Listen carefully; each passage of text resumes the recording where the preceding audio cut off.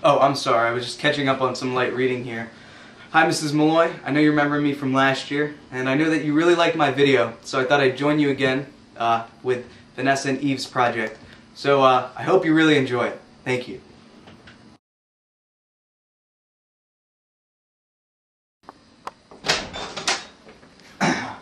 So, what determines intelligence? There are two common beliefs when it comes to this area of study: heredity and environment, or in layman's terms, nature versus nurture.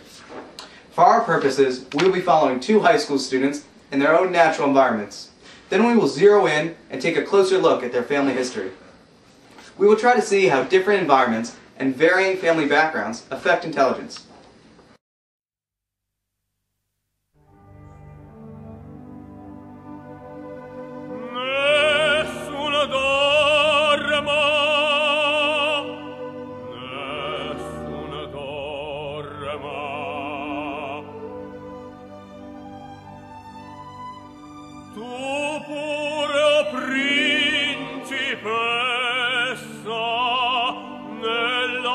Fredda stanza, guardi le stelle che tremano d'amore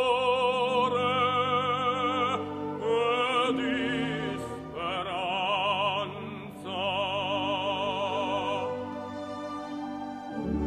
Ma la mia mistero è chiuso in me.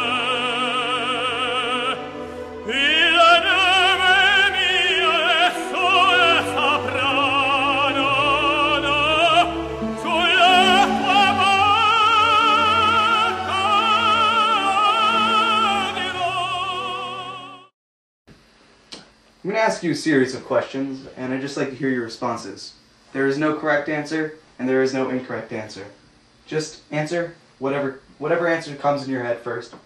Just articulate that.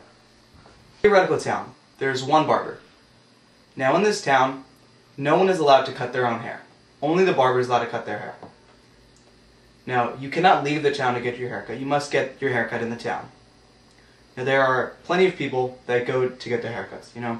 So person A needs a haircut, he goes to the barber, gets his haircut. But now the problem arises when the barber needs to get his haircut. Now the conditions that I have laid out are that no one is allowed to cut their own hair, but only the barber is allowed to cut the hair. So who does the barber get his haircut from? Sounds like a fine question to me. How do you know the barber even has hair? He could have alopecia.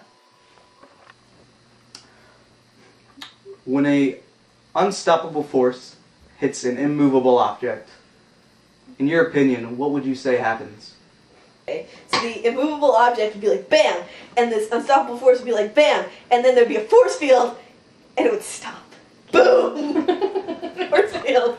That's a paradox. It is a true statement that leads to a contradiction. Neither of those things can affect the other. In a theoretical university building, there are two teachers. One teacher down the hall, a female, is teaching, and another teacher across the hall from her is teaching, a male teacher. Now the female teacher is teaching, outlandish things to her class, and her class doesn't believe her. She's saying things like 2 + 2 = 7. Every man can walk on water. Birds cannot fly. She's just saying outlandish things that we know to not be true. Now, the professor down the hall hears that she's teaching this, and he is outraged. So he goes down the hall, and he writes on the board, everything that is written, or said, everything written on this board is untrue. What is the problem with that statement?